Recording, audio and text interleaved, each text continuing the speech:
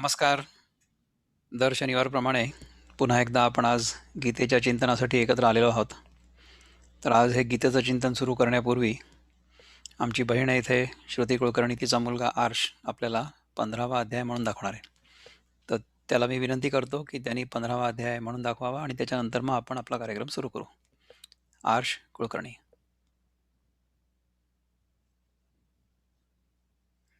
बोला, सुरू करा. अथ पंचदशो अध्याय श्रीभगवानुवाच ऊर्ध्वमूलः मदशाखम् अश्वत्थं प्राहुरव्ययम् छन्दांसि यस्य पर्णानि यस्तं वेद स वेद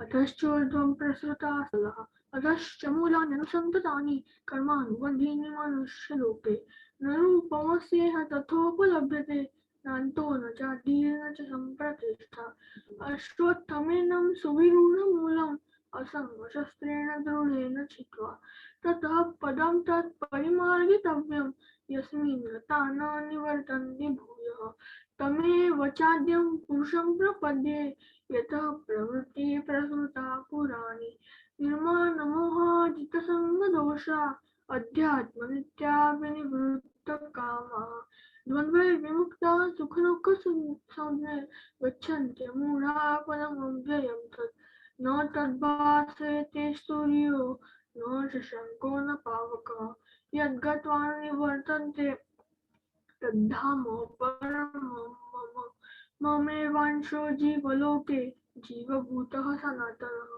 मनः षष्ठानीन्द्रियाणि प्रकृतिस्थानि कर्षति शरीरं यदवाप्नोति यच्चाप्युत्क्रामतीश्वरः गृहीत्वैतानि संयाति वायुर्गन्धानि वाशरात् श्रोत्रं चक्षुस्पर्शनं च रसनं घ्राणमेव च अधिष्ठाय मनश्चायं विषयानुपसेवते उत्क्रामन्तं स्थितं वापि भुञ्जानं वा गुणान्वितं विमूढानानुपश्यन्ति पश्यन्ति ज्ञानचक्षुषः यतन्तो योगिनश्चैनं पश्यन्त्यात्मन्यवस्थितं यतन्तोऽप्यकृतात्मानो नैनं पश्यन्ति चेतसः यदादित्यगतं तेजो जगद्भासयतेऽखिलम् यच्चन्द्रमसि यच्चाग्नो तत्तेजो विद्धि मामकम् गामाविश्य च भूतानि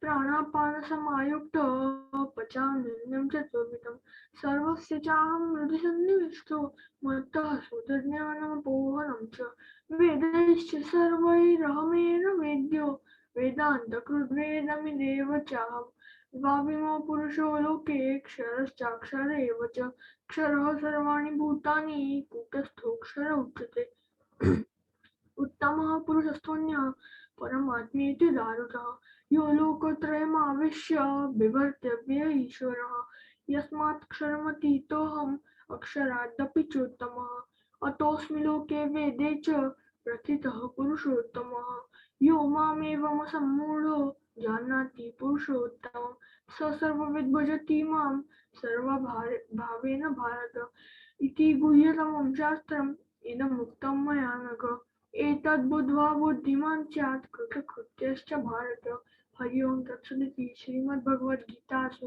उपनिषत्सु ब्रह्मविद्यायां योगशास्त्रे श्रीकृष्णार्जुनसंवादे पुरुषोत्तमयोगो नाम अथ पंचदशोऽध्यायः श्रीकृष्णार्पणमस्तु शुभं भवतु. खूपच सुंदर, अतिशय उत्तम. अशीच छान नेहमी याची प्रॅक्टिस करत जा. रोज म्हणायचं याला आणि हे लक्षात ठेवायचं, केव्हा तरी आपल्याला याचा अर्थ पूर्णपणे कळेल. आणि तो कळल्यानंतर जसं शेवटच्या श्लोकामध्ये भगवंतांनी म्हटलं की इति गुह्यतमं शास्त्रम इदमुक्तं मया नघ एतद्बुद्ध्वा बुद्धिमान स्यात् कृतकृत्यश्च भारत. कृतकृत्यश्च भारत म्हणजे आपण जे काही केलेलं आहे आत्तापर्यंत त्याच्यामध्ये आपल्याला कृतकृत्यतेचा अनुभव आता आलेला आहे असं होईल. तर अशा प्रकारे जर आपण आपलं जीवन चालवलं गीतेच्या सिद्धांतांवर तर त्यामुळे आपल्याला कृतकृत्यतेचा अनुभव येऊ शकतो असं भगवंतांनी आपल्याला ठासून सांगितलेलं आहे. तर तेच करण्यासाठी आपण इथे दर शनिवारी जमत असतो. तर गेल्या शनिवारी आपण ज्या गोष्टीपर्यंत पोचलो होतो आणि त्याच्यानंतर मग अनघाताईंना काहीतरी सांगायचं होतं. तर आपण अनघाताईंचं आता म्हणणं ऐकून घेऊ आणि त्याच्यानंतर हा कार्यक्रम पुढे घेऊन जाऊ. तर अनघाताई, आपण स्वतःला अनम्यूट करा आणि मग बोला. येतंय ऐकायला? व्यवस्थित. ओके. मागच्या वेळेला कुणीतरी त्यांच्या प्रोजेक्टबद्दल म्हणजे त्यांना सुरू करतायत, पण प्रत्येक वेळेला काहीतरी अडचणी येतायत, असं काहीतरी एक विषय घेतला होता. तर त्या अनुषंगाने मी माझं स्वतःचं एक छोटंसं उदाहरण देऊ शकते, की when I was in 12th standard, I always had ambition की मी पोस्ट ग्रॅज्युएट होईन आणि आय वॉन्टेड टू लाईक सगळ्या लहान मुलींना जसं वाटत असतं तसं मला वाटत होतं. पण unfortunately I lost my father आणि मला पोस्ट ग्रॅज्युएशन काही करायला त्यावेळेला जमलं नाही because need of the hour was something totally different at that time. Then later on मला साधारण 5-6 वर्षांनी देन आय गॉट मॅरिड. मग एक मुलगी झाली मला. त्यानंतर एक 7-8 वर्ष अशी जी टिपिकल संसारात बाईची जातात तशी गेली. आणि देन अगेन माझ्या मनाने अशी उचल घेतली पुन्हा की पोस्ट ग्रॅज्युएशन आपण पूर्ण करायचं. आणि मग मी ॲडमिशन घेतली पुन्हा कॉलेजमध्ये पोस्ट ग्रॅज्युएशनसाठी. आणि unfortunately my mother was very serious at that time. आणि तिची जी हे होती म्हणजे एलिमेंट जी होती, it continued for more than 5 to 6 hours and she had none other but only me to take care of her. So I had to give up on my project of post graduation. असे पुन्हा 5 ते 5-6 6 तुम्ही आता 5 ते 6 5 to 6 hours सांगितलं, म्हणजे 5 to 6 years असावं असं मला इयर्स वाटतं. इयर्स हां, इयर्स करेक्ट. Years perfect. मग त्यानंतर पुन्हा काही वर्ष अशीच गेली माझी. आणि again I wanted to pursue my post graduation. आणि त्यावेळेला म्हणजे अर्थात त्याच्यामध्ये खूप पिरियड गेला. आणि इन द मेन टाइम माझी मुलगी बरीच मोठी झाली, तिचं लग्न झालं. आणि मला पोस्ट ग्रॅज्युएशन खाली मी पुन्हा एकदा फॉर्म भरला की आता मी सगळ्या माझ्या घरातल्या जबाबदाऱ्यातनं मुक्त आहेत, आता मी करू शकते. तर she came for delivery in the same month. Me form भरला आणि she came from her delivery. मला आता पुन्हा पुढचं 1-1.5 वर्ष काहीही करता आलं नाही. म्हणजे माझं पुन्हा पोस्ट ग्रॅज्युएशन रखडलं. त्यानंतर पुन्हा एक 5-6 वर्षांनी मी म्हटलं आता आपण नाही सॉरी 3 वर्षांनी पुन्हा मी म्हटलं की आता आपण परत पोस्ट ग्रॅज्युएशन परस्यू करू. आणि at that time my daughter lost her husband. म्हणजे माझी ऐन परीक्षा आणि जस्ट 4 ते 5 दिवस आधी तिचे मिस्टर गेले. त्यामुळे पुन्हा माझी परीक्षा रखडली. आणि अशा पद्धतीने माझं graduation to post graduation was a very long period of 37 years. पण अल्टिमेटली मी पुन्हा एकदा परीक्षेला बसले आणि मी पास झाले. अँड इट वॉज क्वाईट म्हणजे फ्लाइंग कलर्स. म्हणजे मराठी लिटरेचरमध्ये 72% मार्क मिळणं हे इतकं सोपं नाही आहे. तर ते मला मिळाले आणि आय वॉज व्हेरी हॅपी. पण इन द मीन टाईम मला खूप भीती वाटत असे सारखी, की आपण बसतोय परीक्षेला, परत काहीतरी होईल का, परत काहीतरी होईल का.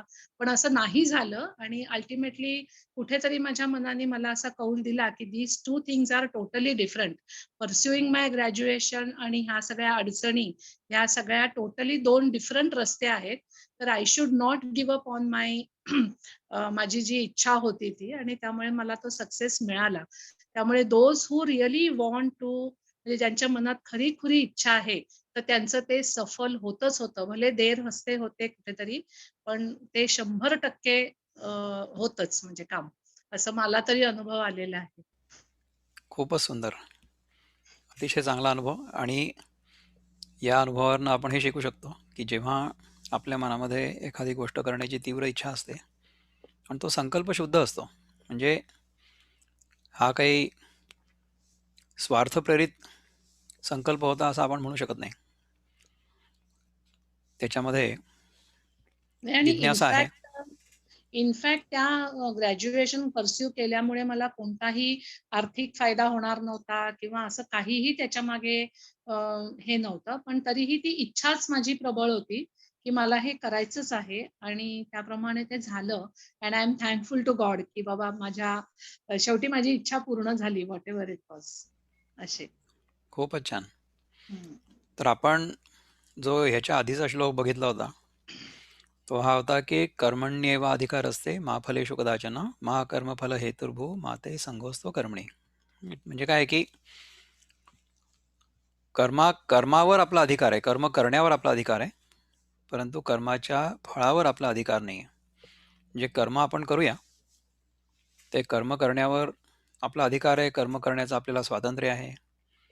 कर्माचं जे फळ आपल्याला अपेक्षित असतं त्या अपेक्षेने ते कर्म करणं स्वाभाविक आहे, साहजिक आहे. परंतु तेच फळ मिळेल किंवा नाही, किंवा फळ मिळेल किंवा नाही ह्याच्यावर आपला अधिकार नाही. म्हणजे हे आपल्या हातात नसतं, हे निसर्गाच्या नियमांवर आधारित असतं. अशा प्रकारचं चिंतन आपण ह्याच्या आधी केलं होतं. तर ह्या प्रकारे जर आपल्याला हा श्लोक कळला, मग काय करू आपण की ठीक आहे, आपल्याला एक अमुक फळ अपेक्षित आहे, तर त्या फळासाठी आपल्याला कुठलं कर्म करणं आवश्यक आहे ते आपण करू आणि ते आनंदाने करू. परंतु तेव्हा जेव्हा त्याचं फळ मिळेल ते फळ, जसं आत्ता आपण सांगितलं की देवाच्या कृपेने मला त्याच्यामध्ये यश मिळालं, तर ही भावना नेहमी पाहिजे की जेव्हा आपण जे काही कर्म करू त्या कर्माचं आपल्याला इच्छित फळ मिळतं, तेव्हा ते फळ आपल्याला परमात्म्याच्या कृपेने प्राप्त झालेलं आहे.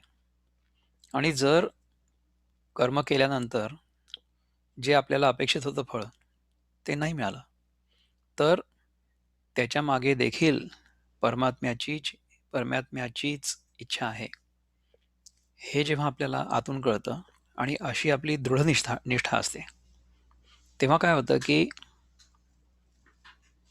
जरी आपल्याला यश मिळालं तरी आपण त्या यशामुळे फुगून जात नाही, आणि जरी अपयश मिळालं तरी देखील आपण निराश होत नाही. तर अशा प्रकारचं आपल्या मनाचं संतुलन कायम राहतं. यालाच म्हणतात स्थितप्रज्ञा. ह्या स्थितप्रज्ञाची लक्षणं ह्या दुसऱ्या अध्यायाच्या शेवटी भगवंतांनी विस्तारपूर्वक 18 श्लोकांमध्ये सांगितलेले आहेत. तिथपर्यंत आपण पोचणार आहे. आत्ता आपण सध्या 48वा श्लोक घेऊ. ह्या कर्मण्येवाधिकार असते नंतर भगवान काय म्हणतात, योगस्थ कुरु कर्माणि संगम त्यक्त्वा धनंजय सिद्ध्यो समो भूत्वा समत्वम योग उच्यते. है ना. फळलाभो न लाभो तो निसंग समहोनी योगयुक्त करी कर्मे योग सार समत्वची. म्हणजे हा श्लोक म्हणण्यापूर्वी जे मी सांगितलं तेच भगवंताच्या कृपेने ह्या श्लोकामध्ये आलं आपोआप. मी हा श्लोक आत्ता जो वाचला त्याच्यापूर्वी वाचला नव्हता, त्याचा अर्थ काय आहे तो देखील माझ्या मनात नव्हता, परंतु ह्या अर्थाचंच चिंतन भगवंताच्या कृपेने हा श्लोक म्हणण्यापूर्वीच झालं. अशी असते भगवंताची कृपा, आहे की नाही. Perform your duty equipoised, O Arjun, abandoning all attachment to success or failure. Such equanimity is called yoga. म्हणजे अशा प्रकारे जेव्हा आपलं मन यश आणि अपयश दोन्हींना समान लेखतं, तेव्हा आपण खऱ्या अर्थाने स्थितप्रज्ञ अवस्थेकडे वाटचाल करत आहोत असं आपल्याला समजायला हरकत नाही. तर कसं असतं पहा की आपण जेव्हा आपल्याला यश मिळतं तेव्हा नेहमी असं सगळ्यांना सांगत सुटतो की हे मी केलं आहे बरं का, हे माझ्यामुळे आहे, म्हणजे मी इतके कष्ट केले किंवा मी प्रामाणिकपणे काम केलं, त्याचं हे फळ आहे, असं आपण सगळ्यांना सांगतो.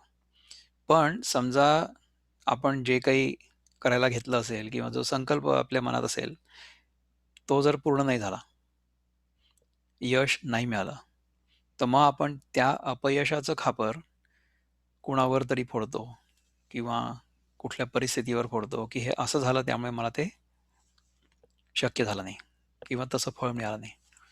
परंतु गीता आपल्याला सांगते की तुमचं आयुष्य आणि तुमचा अनुभव हे केवळ तुमच्याच कर्माचं फळ आहे, तुमच्या कर्माचा परिपाक आहे. त्यामुळे जर तुम्हाला तुमच्या अपेक्षेप्रमाणे फळ मिळालेलं नसेल, तर तुम्ही ते कर्म बरोबर केलेलं आहे किंवा नाही, हे पडताळून बघा. याची परीक्षा करा. म्हणजे आम्ही जेव्हा प्रयोगशाळेत प्रयोग करतो, कुठल्याही विषयावर, आता मी स्वतः केमिकल एन्व्हायरमेंटल इंजिनियर आहे, त्यामुळे मला माझ्या विषयाबद्दलचं ज्ञान आहे. इतर विषयांबद्दलचं ज्ञान मला तितकं सखोल नाही आहे. परंतु जेव्हा आपण कुठल्याही प्रयोगशाळेत प्रयोग करतो, तेव्हा जर आपल्या अपेक्षेप्रमाणे निकाल किंवा परिणाम जर येत नसेल आपल्या प्रयोगाचा, तर तो प्रयोग आपण बरोबर करतो आहोत किंवा नाही, हे आपल्याला बघावं लागतं. आणि तिथे जर आपली काही चूक होत असली किंवा चूक झाली असेल असं आपल्याला लक्षात आलं, तर मग आपण ती चूक टाळून पुन्हा एकदा तो प्रयोग करायचा असतो आणि मग बघायचं असतं की जो निकाल अपेक्षित होता, जो परिणाम अपेक्षित होता, तो आला किंवा नाही. तर अशा प्रकारे जेव्हा आपण प्रयोग करत जातो, तेव्हा जसं एकदा केव्हा तरी मी आधी सांगितलं होतं की आपल्या आयुष्यामध्ये केवळ 2 प्रकारचे अनुभव असतात. एक तर चांगला अनुभव म्हणजे यश, आणि दुसरा म्हणजे वाईट अनुभव नाही, अपयश नाही, परंतु ज्या अनुभवातून मी शिकलो, तो अनुभव. So our life has only 2 kinds of experiences. One is a good experience and the other is a learning experience. वाईट अनुभव आपल्या आयुष्यामध्ये यायलाच नको. आपण जर आपल्या आयुष्यातल्या प्रत्येक अनुभवावरनं शिकलो, तर मग आपल्या आयुष्यामध्ये वाईट अनुभव येणारच नाही. आपल्या आयुष्यात असेच अनुभव येतील की ज्यांच्याकडनं आपण शिकू, ज्यांच्यातनं आपण शिकू. तर अशा प्रकारचं शिक्षण जर आपण नेहमी घेत राहिलो, तर आपण गीतेच्या शिकवणीनुसार आपलं जीवन जगत आहोत असं म्हणायला हरकत नाही. आणि तशा प्रकारेच आपलं जीवन नेहमी असावं, तशा प्रकारेच आपण ते जीवन चालवावं, अशी गीतेची आपल्याकडनं अपेक्षा आहे. याच्याबद्दल कोणाला काही बोलायचं आहे किंवा चिंतन करायचं आहे, आपण बोलू शकता. आपण अनम्यूट करा स्वतःला किंवा हात वर करा आणि सांगा मला, आपण बोलू. म्हणजे यश किंवा अपयश हे केवळ आपण जे कर्म करतो त्याच्यावर अवलंबून नसून, म्हणजे त्याच्यावर तर अवलंबून आहेच, आपण कर्म केलं नाही तर कर्माचं फळ मिळणारच नाही. परंतु कर्माचं फळ मिळण्यासाठी मी कर्म करणं आणि त्याच्या पलीकडची जी सगळी प्रक्रिया आहे ती परमात्म्याच्या कृपेने होणं हे आवश्यक आहे.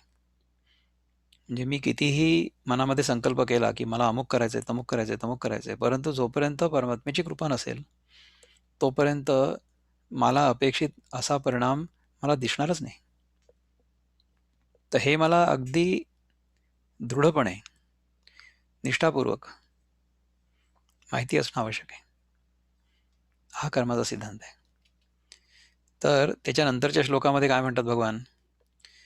दूरेण ह्यवरं कर्म बुद्धियोगा धनंजय बुद्धौ शरणमन्विच्छ कृपणाः फलहेतवः. म्हणजे समत्व बुद्धी ही थोर कर्म तिहुनी ही नची. मी बरोबर म्हणतो ना? समत्व बुद्धी ही थोर कर्म तिहुनी ही नची. बुद्धीचा आसरा घेतू मागती फळ दीनते. समत्व बुद्धी ही थोर कर्म तिहुनी हीनची. म्हणजे समत्व बुद्धी ही जास्त महत्वपूर्ण आहे. ठीक आहे. कर्म त्याच्यापेक्षा हीन आहे. ठीक आहे. बुद्धीचा आसरा घे तू. तू आपल्या बुद्धीवर विसंबून राहा आणि फळ मागणारे जे असतात ते दीन असतात. कृपणाः म्हणजे दीन, की मला माझ्याकडे हे नाही आहे त्यामुळे मला हे मिळालं पाहिजे, ही जी मनाची अवस्था आहे ह्याला दीन म्हणतात ते. तर आपल्या मनामध्ये न हीनता हवी, न दीनता हवी. म्हणजे मला अमुक एक गोष्ट माझ्या जीवनात नाही आहे असं वाटणं, किंवा जी आहे ती पर्याप्त नाही आहे असं वाटणं, म्हणजे हीन आणि दीन भावना. तर तशी भावना माझ्या मनामध्ये अजिबात यायला नको. ठीक आहे.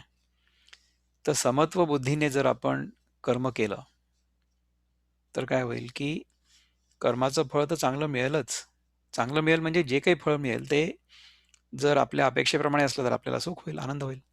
आणि जर नाही मिळालं तर त्याच्यापासून आपण काहीतरी शिकू. त्यामुळे आपल्याला जीवनामध्ये वाईट अनुभव येणारच नाही कधी. म्हणजे वाईट अनुभव येईल कदाचित, पण आला तरी सुद्धा त्याच्यामुळे आपण दुःखी होणार नाही. म्हणजे समजा आपल्याला एखाद्या गरम वस्तूला हात लागल्यानंतर आपला हात भाजला, तर काय भाजणारच आहे तो. आपला जर हात अग्नीच्या जवळ गेला तर तो भाजेल. परंतु जर आपण त्या अनुभवातून शिकलो, की आतापासून आपण या अग्नीपासून 4 हात दूर राहू, म्हणजे मग आपण त्याच्यापासून शिकलो. मग पुन्हा तसा प्रसंग येणार नाही आपल्या आयुष्यात, असं होईल ना. तर त्याचप्रमाणे जगासोबत आपला जो व्यवहार असतो किंवा जगासोबत आपला जो संबंध असतो, त्याच्यामध्ये जर आपल्याला असं लक्षात आलं, की असं केल्याने, अमुक केल्याने अशा प्रकारचा अनुभव येतो. तर मग तशा प्रकारचं वर्तन आपण पुढे करणारच नाही ना. इतकं सोपं आहे ते. ठीक आहे ना. मग त्याच्यानंतर ह्याचा इंग्रजी अनुवाद पण वाचतो मी, की "ओ Dhananjay, keep all abominable activities far distant by devotional service, and in that consciousness surrender unto the Lord. Those who want to enjoy the fruits of their work are misers." Misers म्हणजे कृपण, कंजूस. तर आता इंग्रजी अनुवाद जो आहे तो भक्तिवेदांत स्वामी प्रभुपादांचा आहे. तर त्यांचा गीतेकडे बघण्याचा दृष्टिकोन भक्तीच्या दृष्टीने आहे. ठीक आहे. त्यामुळे प्रत्येक वेळेस त्यांच्या अनुवादामध्ये आपल्याला भक्तीची छटा दिसेल. तर जशी आपली मनस्थिती असेल, आपली चित्तशुद्धी किती झालेली आहे, त्यानुसार आपल्याला गीतेचा अर्थ वेगळा वेगळा समजतो. आणि जी व्यक्ती कृष्णाच्या भक्तीमध्ये संपूर्णपणे लीन झालेली आहे, तिला अशा प्रकारचा अर्थ अभिप्रेत होणं साहजिक आहे. आणि हा अर्थ बरोबर आहे किंवा चूक आहे हे सांगण्याची माझी पात्रता नाही. हा अर्थ बरोबरच आहे याच्याबद्दल माझ्या मनात कुठल्याच प्रकारची शंका नाही आहे. परंतु ह्यांना जे म्हणायचंय किंवा कोणालाही जे म्हणायचंय किंवा गीतेलाच जे म्हणायचंय किंवा भगवंताला जे म्हणायचंय, भगवंतानी जे अर्जुनाला सांगितलं, ते मला तसंच्या तसं कळलं किंवा नाही, ही कळण्याची जबाबदारी माझी आहे. आणि ते कळण्यासाठी माझं स्वतःचं चित्त शुद्ध असलं पाहिजे. म्हणजे माझी स्वतःची पात्रता एवढी असली पाहिजे, की त्या शुद्ध मनामध्ये, शुद्ध चित्तामध्ये अशा प्रकारच्या विचारांना जसंच्या तसं प्रगट होता येईल.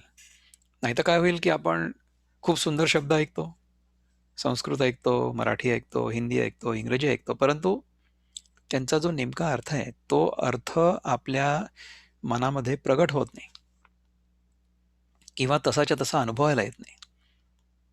तर तसं व्हायला नको. तर तसं जर म्हणजे आपल्याला तो अर्थ जर व्यवस्थित कळायला हवा असेल, तर त्याच्यासाठी आपली चित्तशुद्धी फार आवश्यक आहे. आणि चित्तशुद्धीसाठी कर्मयोग आवश्यक आहे. म्हणजे कर्म तर आपण सगळेच करतो, परंतु कर्म करणं म्हणजे कर्मयोग नाही होत.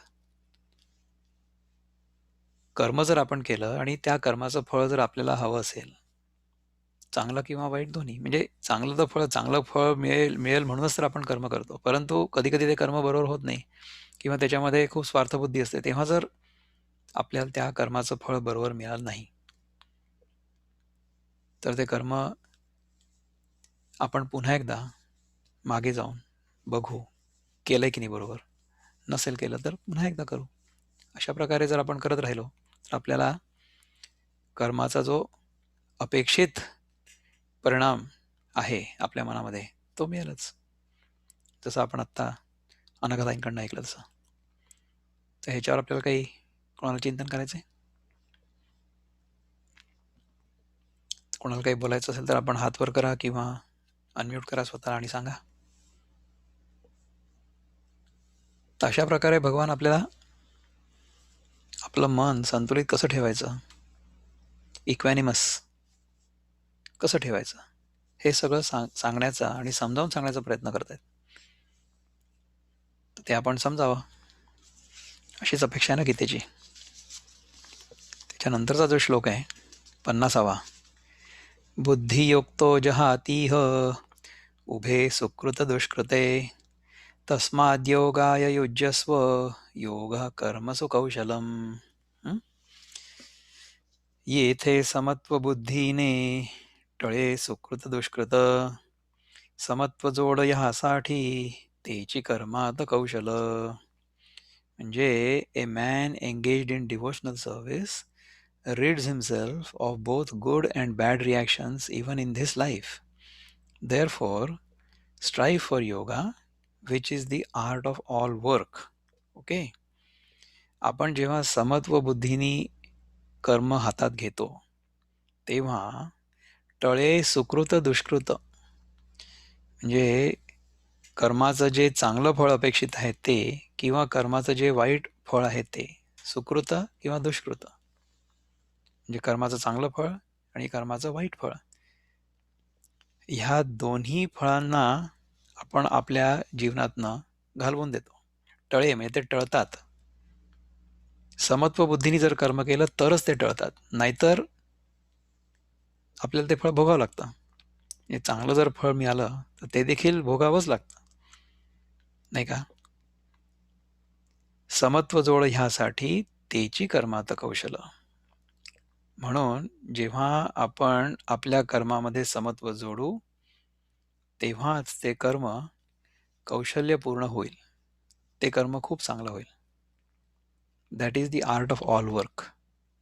अशा प्रकारे आपण म्हणजे इंग्रजी जो अनुवाद आहे तो आपण भक्तिवेदांताचा वाचतोय आणि मराठी जो आहे तो विनोबांचा वाचतोय, म्हणजे गीताईमधला. आणि जे वाचतोय किंवा जे शिकतोय, ज्यावर चिंतन करतोय, ते सगळं आपण आपल्या आयुष्यातल्या अनुभवांशी पडताळून बघतोय. आणि जे 5200 वर्षापूर्वी कृष्णाने अर्जुनाला सांगितलं ते आजही सत्य आहे याचा आपल्याला सारखा भास नाही म्हणणार पण अनुभव येत असतो. तर तशा प्रकारे जर आपण गीतेकडे बघितलं आणि त्या दृष्टीने जर गीतेचं चिंतन आपण केलं तर गीतेमध्ये जे लिहिलं आहे ते सत्यच आहे ह्याबद्दल आपली खात्री पटेल आणि आपण तशा प्रकारे आपलं जीवन चालवण्याचा प्रयत्न करू. हा सगळा ह्या चिंतनाचा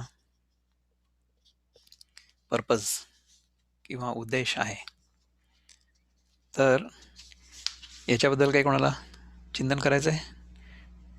बुद्धियुक्तो जहातीह उभे सुकृत दुष्कृते तस्माद योगाय युज्यस्व योगा कर्मसु कौशलम. म्हणजे कसं, अर्जुना तू योगामध्ये स्थित हो पहिले, योगस्थ कुरुकर्माणी ह्याच्या आधी सांगितलं होतं की नाही, 48 याच्यात सांगितलं होतं पहा की योगस्थ कुरुकर्माणी संगम त्यक्त्वा धनंजय. राईट, पहिले योगामध्ये तू स्थित हो, नंतर मग तू कर्म कर आणि जे फळ असेल त्याच्यासोबत असंग कर, म्हणजे त्याच्यावर आसक्त होऊ नको. अशा प्रकारे जेव्हा तू काम करशील तेव्हा तुझ्या कर्मामधून कौशल्य प्रकट होईल, असं होईल.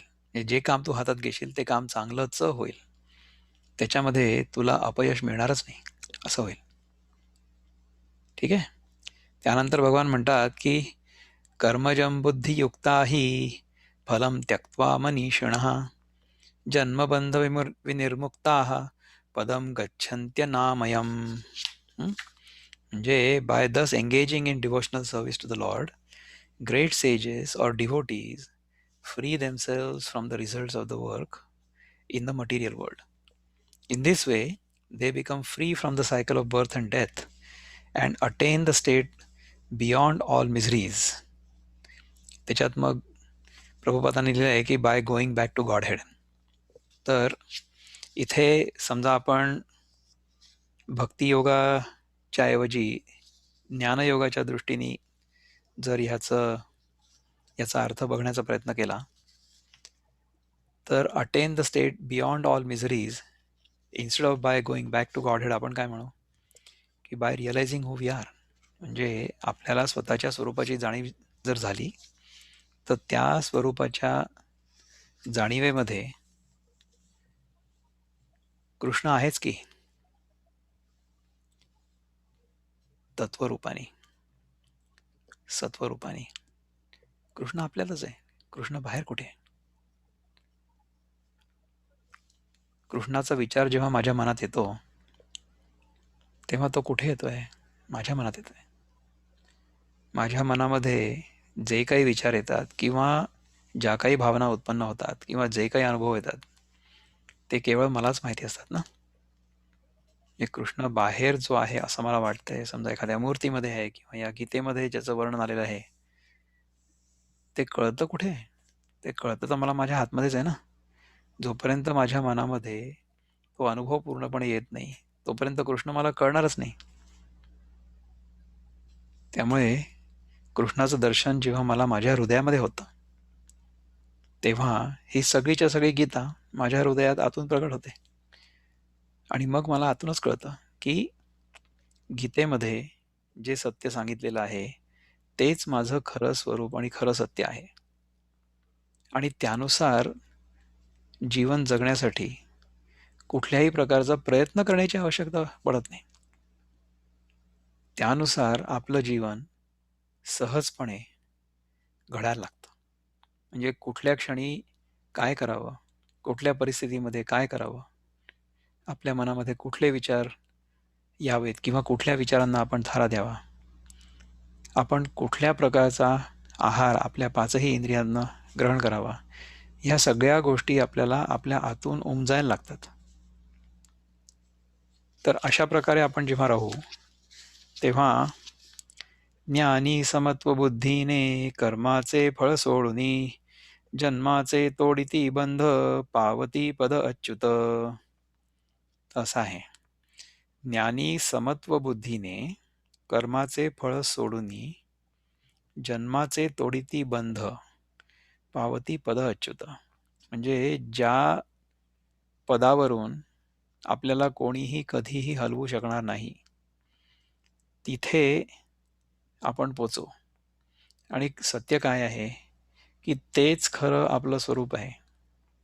ते फक्त आपल्याला आपल्या हातून जाणवतं. त्याच्यासाठी जायचं कुठेच नाही आहे. मला असं वाटतं आपण एकदा केव्हा तरी चिंतन केलं होतं की आपलं जे खरं स्वरूप आहे ते आकाशासारखं आहे. तर आकाश कधी काही कुठे जाऊ किंवा येऊ शकतं का? आकाश तर कुठेच जाऊ येऊ शकत नाही. जे काही जाणं येणं चाललेलं आहे ते आकाशात चाललेलं आहे. आकाश कुठेच नाही जाऊ शकत. त्याचप्रमाणे मी देखील कुठेच नाही जाऊ शकत. मी जिथे आहे तिथेच आहे.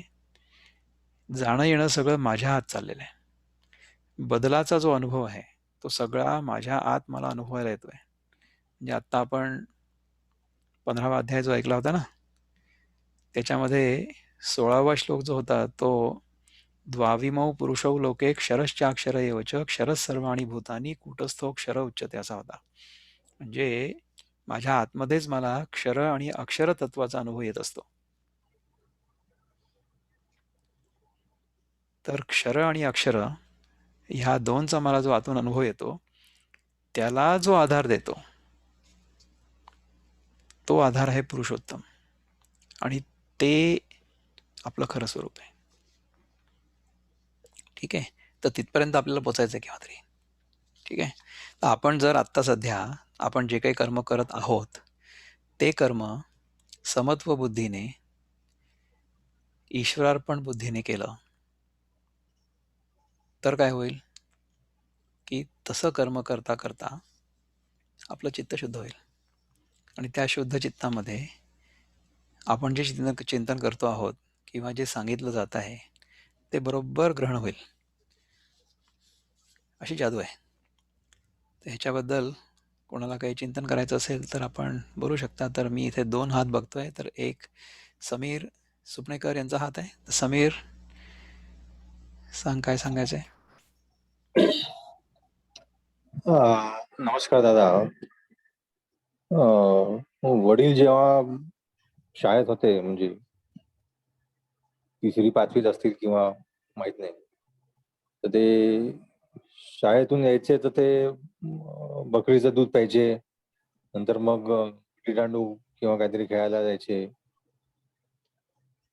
आजोबा हेडमास्टर होते, तर ते घरी यायचे आणि कोट ते टांगायचे त्या याच्यावरती, हुकवरती. एकच कोट होता त्यांना.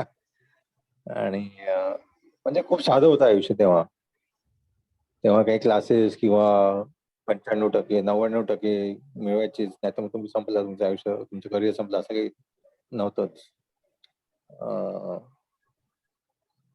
आणि आत्ताचं आयुष्य खूप वेगळं आहे. या काळामध्ये आपल्या देशामध्ये आलेले जे ब्रिटिश लोकं होते, त्यातला एक मनुष्य होता लॉर्ड मॅकॉले.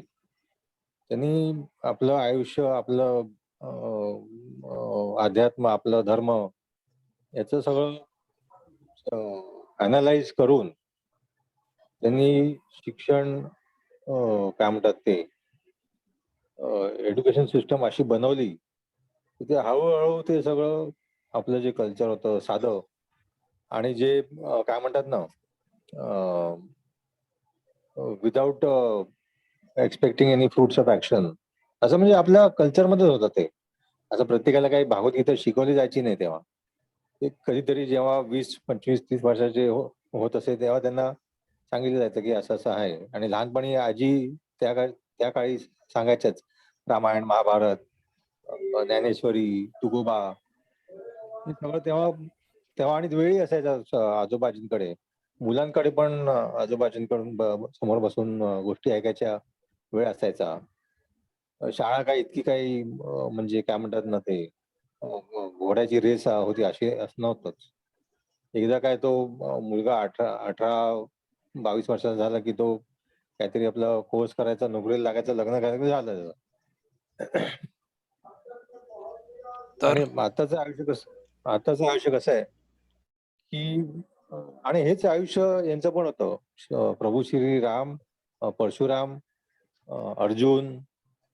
आता प्रभू श्री रामानी त्यांना पण प्रश्न पडले. तर त्यांना त्याचा परिणाम काय झाला, की आपल्याला योग वशिष्ठ मिळालं. त्यांचे जे गुरु होते ऋषी वशिष्ठ. परशुरामाला प्रश्न पडला त्यांना अ, दत्तात्रेयकडून ते हे मिळालं. अ,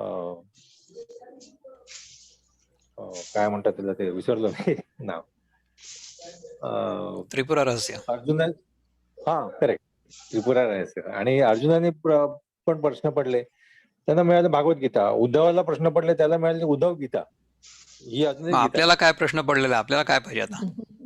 आपला प्रश्न असा आहे, की आता कर्मण्यवाधिकार असते असं जर करू शकत नाही. कारण का आपण आता त्या वर्ल्ड सिस्टममध्ये याच्यामध्ये हे झालेलो आहोत आपण. विलीन झालेलो आहोत. इथे मिनिटा-मिनिटाला स्वार्थ हे करायला लागतो आणि फक्त स्वतःचाच विचार करायला लागतो. असं जर केलं तर तुम्ही सुखी राहता. तुम्ही बाकी ते कृष्ण अर्पण आणि समाजाला काही चांगलं असेल तर तेच करावं. असं जर तुम्ही करायला गेलं तर तुम्ही संपालच. पण स्वतःचा विचार नाही केला तर तरी तुम्ही संपाल. बरं. हे लॉर्ड मॅकॉलेने सुरू केलेलं जे प्रोसेस होता, हं. त्याचं आता ते उग्र रूप हे धारण झालंय आता सगळीकडे. आणि जगामध्ये तर ते आहेच आहे पहिल्यापासून प्रश्नच नाही. तर हे आता पहा, अशा वातावरणामध्ये कसं हे तुम्ही गीतेचं हे जे आपण करणार. आपण how to live in this world with the principles of the Bhagavad Gita. When every minute by minute we have to think about selfish motives, and by living with selfish motives can only we live peacefully. Otherwise, we'll face a lot of difficulties. So, समाजा प्रश्न आहे. आजकालच्या जीवनामध्ये आपण जे बघतो, की सगळे लोक स्वार्थबुद्धीने राहतात. तर आपण निस्वार्थ बुद्धीने कसं राहू शकतो? जर आपल्याला कळलं, की स्वार्थबुद्धीने राहणं हे आपल्यासाठी चांगलं नाही आहे, तरच आपण निस्वार्थ बुद्धीने राहू. जर आपल्याला असं वाटत असलं, की स्वार्थबुद्धीने राहणं चांगलं आहे, तर मग आपण स्वार्थबुद्धीने राहू. असं होईल ना? त्यामुळे स्वार्थबुद्धीने राहणं चांगलं आहे किंवा नाही आहे, हे आपण स्वतः शोधून काढायचं असतं. तर मी जे चिंतन करतो किंवा आपल्या गीतेच्या चिंतन सत्रामध्ये जे जे चिंतन होत असतं ते सगळंच्या सगळं चिंतन प्रत्येकाला समजेल, आवडेल किंवा पटेल याच्यावर माझा काहीही अधिकार नाही, नियंत्रण नाही आणि दुराग्रह बिलकुलच नाही. त्यामुळे या सगळ्या प्रश्नांची उत्तरं आपल्याला स्वतःला शोधून काढायची आहेत. म्हणजे मला जर भूक लागली असेल तर मला स्वतःलाच अन्नाची व्यवस्था करावी लागेल. त्यानंतर ते अन्न ग्रहण करावं लागेल आणि ते अन्न पचवावं लागेल. तेव्हाच मला त्या अन्नापासून पुष्टी मिळेल. समजा मला भूक लागलेली आहे आणि इतर कोणीतरी काहीतरी प्रयत्न केला तर माझी भूक त्याच्यामुळे शमेल का? नाही शमणार. त्यामुळे या सगळ्या चिंतनातून आपण स्वतः आपल्या आयुष्यात जे काही घडत आहे किंवा जे काही अनुभव येत आहेत त्यांच्यासाठी उत्तरं शोधायची असतात. मी उत्तर देऊ शकेन प्रश्नांची, परंतु मी समाधान नाही करू शकणार. ते उत्तर जर आपल्याला कळलं, आतून कळलं आणि आतून पटलं तरच समाधान होईल, नाही तर नाही होणार. तर इथे कसं आहे की ह्या सगळ्या चिंतनात, ह्या सगळ्या चर्चेत प्रश्नकर्त्याला उत्तर दिलं जाते, प्रश्नाचं उत्तर दिलं नाही जाते. आपण इथे जो प्रश्न हाताळतो आहोत तो प्रश्न हा आहे की जो प्रश्न विचारतोय तो कोण आहे. माझ्या मनात प्रश्न येतोय ना, कुणाच्या मनात प्रश्न येतोय? तर ज्याच्या मनात प्रश्न येतोय तो कोण आहे, हा खरा प्रश्न आहे. तर असा प्रश्न जर आपल्या मनात आला किंवा आपल्या मनात कुठलाही प्रश्न जरी आला तरी सुद्धा आपण शेवटी स्वतःला हे विचारावं की हा प्रश्न कुणाच्या मनात येतोय. तर जर इतिहासाच्या दृष्टीने जर विचार करायचा झाला आणि उत्तर द्यायचं झालं तर त्याचं उत्तर हे आहे की आपल्या देशात सर्वसाधारण व्यक्तीच्या मनात जो भौतिकवादाचा पगडा होता त्याचा आधार घेऊन इंग्रजांनी आपल्यावर राज्य केलं. परंतु जी व्यक्ती भौतिकवादाच्या पगड्याखाली नाही आहे त्या व्यक्तीवर न इंग्रज राज्य करू शकले, न मुसलमान राज्य करू शकले, न आणखीन कोणी राज्य करू शकेल. म्हणजे इंग्रजांच्या काळामध्येच रामकृष्ण परमहंस, विवेकानंद, रमण महर्षी अशा प्रकारचे संत आपल्या देशामध्ये झाले. आपला देश स्वतंत्र नाही आहे किंवा त्याच्यावर इंग्रजांची सत्ता आहे याच्याबद्दल त्यांना वाईट वाटत नसेल किंवा इंग्रजांची सत्ता आपल्यावर आहे हे योग्य आहे असं त्यांना वाटत असेल का? अजिबात नाही. त्यांचं आपल्या देशावर प्रेम नव्हतं का? बिलकुल होतं. विवेकानंदांनी याचसाठी तर त्यांचं सगळं जीवन देशाला आणि अध्यात्माला वाहून घेतलं होतं ना. तर जर आपण आतून मनातून संपूर्णपणे स्वतंत्र नसलो तर आपल्यावर कोणी राज्य करेल. परंतु जर आपण आतून मनातून संपूर्णपणे स्वतंत्र असलो, कसे? कारण की आपण कोण आहोत हे आपल्याला कळलं आहे. अशा माणसावर कोणीही राज्य करू शकत नाही. ज्याने मनाला जिंकलं त्याने जग जिंकलं. त्यामुळे आपल्याला समजा आपल्या देशामध्ये किंवा या जगामध्ये बदल घडवून आणायचा असेल तर तो बदल आपल्याला आपल्यामध्ये घडवून आणणं आवश्यक आहे.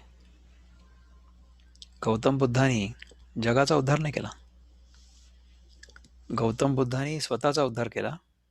गौतम बुद्ध स्वतः बुद्ध झालेत आणि त्यांच्यामुळे जगाचा उद्धार झाला. शंकराचार्य त्यांच्या तपश्चर्येतून जेव्हा बाहेर निघाले त्याच्यानंतर त्यांनी त्यांचा अनुभव सगळ्यांसमोर प्रस्तुत केला आणि त्यांचं जे म्हणणं होतं ते सगळं सगळ्या लोकांना पटवून सांगितलं. त्यासाठी अनेक ग्रंथ लिहिले, भाष्य लिहिलीत आणि त्यांनी 1300, 1400, 1500 वर्षापूर्वी जे काही काम करून ठेवलेलं आहे ते अजूनपर्यंतही आपल्याला मार्गदर्शन करत आहे. तर ही असते आध्यात्मिक साधना. आत्ता आपल्याला कागदावर स्वातंत्र्य आहे, परंतु तरी देखील आपल्या मनातून भौतिकवादाचा पगडा पूर्णपणे गेलेला आहे का? तो जोपर्यंत जात नाही, जोपर्यंत माझ्या मनावर जे गैरसमज असतात स्वतःबद्दलचे ते दूर होत नाहीत, तोपर्यंत मी कधीच स्वतंत्र होऊ शकत नाही, नाही का? आणि खरं सांगायचं तर आपलं खरं स्वरूप जे आहे ते स्वतंत्रच आहे, परंतु ते स्वतंत्र नाही आहे असं आपण मानून घेतलंय. ती मान्यता चुकीची. तर हे आपलं स्वतःचं स्वतंत्र, अनादी, अनंत स्वरूप अनुभवायला येणं, ह्याच्यासाठी आपल्याला हे सगळं करणं आवश्यक आहे. तर आपल्या देशामध्ये आपल्याला जो काही बदल अपेक्षित आहे किंवा घडवून आणायचा आहे, तो घडवून आणण्यासाठी तो बदल पहिले स्वतःमध्ये करणं आवश्यक आहे. तो बदल जर आपल्यामध्ये खरोखरीच झाला तर बाहेरच्या जगामध्ये तो बदल प्रगट होईलच, याच्याबद्दल माझ्या मनात कुठली शंका नाही आहे. श्रीराम केकरे, आपल्याला काहीतरी बोलायचं होतं, आपला हात वर आहे. नमस्कार विक्रमजी. मला एक नमस्कार. विचारायचं होतं मगाशी आपण म्हणजे 47व्या श्लोकानंतर हे जे 3-4 श्लोक जे घेतले 47व्या श्लोकापासून असं आपण म्हणू, कारण 47व्या श्लोकाची सुरुवात आपला म्हणजे अनुराताईंनी करूनच दिली होती. त्याच्यामध्ये आता मला एक विचारायचं आहे, मी मध्ये मगाशी थोडं टेक्स्टही टाकलं होतं की आपण आपला अप्रोच जर असा केला की आपण जनरली कसं असतं की आपण नेहमी एखादी गोष्ट करू तर त्याच्यात आपण जिंकू किंवा हरू असा एक थोडासा आपण करायला पाहिजे किंवा नाही असं आपल्याला कधीतरी द्वंद्व असतो आपल्या मनामध्ये. पण जर if we put this as our approach की यार मी हरणार नाही कधी, मी काय होईल जास्तीत जास्त मी जिंकीन, नाही तर मग मी काहीतरी त्यातनं धडा शिकीन. जर असा आपण अप्रोच ठेवला तर विल इट बी ओके? म्हणजे एक जस्ट त्याच्याने एक्झॅक्टली तेच तर आपण म्हटलं ना. अगदी बरोबर आहे. इनफॅक्ट असाच अप्रोच पाहिजे आपला, की आपण एखादं कर्म जेव्हा हाती घेऊ तेव्हा त्या कर्मातनं यश मिळेल ही तर चांगली गोष्ट आहे, सगळ्यात चांगली गोष्ट आहे. पण जर नाही मिळालं यश, तर जो अनुभव येईल किंवा जो परिणाम आपल्याला अनुभवायला येईल त्याच्यातून आपण काहीतरी शिकू. So it will be either a good experience or it will be A learning experience. तर असं जेव्हा आपल्या आयुष्याकडे आपण बघू तेव्हा आपल्या आयुष्यामध्ये नैराश्य येऊच नाही शकत. तेच नैराश्य न येण्यासाठी, कारण काय की आपण जिंकलो आणि हरलो म्हटल्यानंतर आपण निराश होऊ शकतो आपल्या हरण्यामुळे. पण आपण जर त्याला if you put it this way किंवा आपण we are learning something out of it, तर जर हे केलं तर मग आपण त्याला नैराश्य येणार नाही. दॅट इज येणारच नाही, प्रश्नच नाही. आणि ह्या दृष्टीनेच आपल्याला वाटचाल करायची आहे. गीतेची शिकवण हीच आहे की समत्वम योग उच्यते. ह्याचा अर्थ काय आहे की जर यश मिळालं तर ते ईश्वराच्या कृपेमुळे मिळालं किंवा परमात्म्याच्या कृपेमुळे मिळालं किंवा निसर्गाच्या नियमांप्रमाणे मी वागलो त्यामुळे ते मिळालं. निसर्गाचे नियम मी तयार नाही केलेत. आपण ह्या सगळ्या निसर्गाच्या नियमांना असं म्हणतो की हा ईश्वर आहे, है ना? कारण की सृष्टी सगळी व्यवस्थित नियमानुसार चाललेली आहे असं आपल्याला लक्षात येतं. म्हणून तर आपण हे सगळे नियम आणि सिद्धांत शोधून काढले ना, आणि त्यानुसार आपण आपलं भौतिक जीवन व्यवस्थित चालवू शकतो. चालतंच आहे म्हणजे. आणि आज ज्या आपल्याकडे भौतिक सुखसुविधा आहेत त्या 150, 200, 400 वर्षापूर्वी नव्हत्या. परंतु आपण आज जास्त सुखी आहोत 200 वर्षांच्या पूर्वी जो माणूस होता त्याच्यापेक्षा, असं नाही सांगू शकत. आणि आत्ता जसं समीरनी सांगितलं की आजकालच्या जीवनामध्ये आपण आधी आपले वडील किंवा आजोबा होते त्यांच्यापेक्षा जास्त दुःखी आहोत. त्यांचं जीवन तर खूप साधं होतं, त्यांच्याकडे भौतिक सुखसुविधा खूप कमी होत्या, परंतु ते जास्त सुखी होते आपल्यापेक्षा. तर भौतिक सुख सुविधांमुळे, साधनांमुळे आपण सुखी होऊ इज नॉट नेसेसरी. आवश्यक नाही ते. आपण जितकं जगामध्ये किंवा सुखसुविधांमध्ये अडकू तितके आपण दुःखी होऊ शकतो. म्हणजे समजा आपल्याला मऊ गादीवरच झोपण्याची सवय असेल, तर जर एखाद दिवशी मऊ गादी मिळाली नाही तर आपल्याला झोप येणारच नाही. म्हणजे काय झालं की आपण त्या मऊ गादीच्या बंधनात अडकलेलो आहोत, असं झालं. जर एखादी सुखसुविधा माझ्या आयुष्यात असल्याशिवाय मला चैनच पडत नाही असं जर झालं तर मी त्या सुखसुविधेच्या बंधनात मी अडकलेलो आहे. ही आहे गुलामगिरी. हे आहे पारतंत्र्य. स्वातंत्र्य म्हणजे की मी कुठल्याही बंधनात नाही. म्हणजे एखादी गोष्ट अमुक अशा प्रकारे घडली पाहिजेच असा आग्रह नाही. फार अतिशय उत्तम चिंतन आहे. आता याच्या पलीकडचा श्लोक घेऊ आपण. जे ते आपण 51 पर्यंत आलो होतो, आता 52 वर जाऊ. तर 52वा श्लोक काय सांगतो? यदा ते मोहकलिलं बुद्धिर्व्यतितरिष्यति तदा गंतासि निर्वेदम श्रोतव्यस्य श्रुतस्य च. असं आहे ना. तर इंग्रजीमध्ये प्रभुपाद काय म्हणतात की when your intelligence has passed out of the dense forest of delusion you shall become indifferent to all that has been heard and all that is to be heard. ठीक आहे. लंघोनी बुद्धी जाईल जेव्हा हा मोह कर्दम आले येईल जे कानी तेव्हा जिरविशील तू. जेव्हा ही बुद्धी मोहकर्दम म्हणजे मोहाचं हे जे जंगल आहे त्याच्या पलीकडे जाईल, व्हेन यू ट्रान्सेंड इट, ह्याच्यापासून उपरत होईल, याच्या पलीकडे जाईल, त्याच्यानंतर आले जे येईल कानी, जे कानाला येईल ते आपण व्यवस्थित ग्रहण करू, ते आपण जिरवू. इथे विनोबा म्हणतात की हे आपण जिरवू आणि प्रभुपाद म्हणतात की you shall become indifferent to all that has been heard and also that is to be heard. म्हणजे कसं आहे की जो शब्द मी ऐकतोय तो शब्द त्याचा नेमका अर्थ काय आहे हे मला कळेल.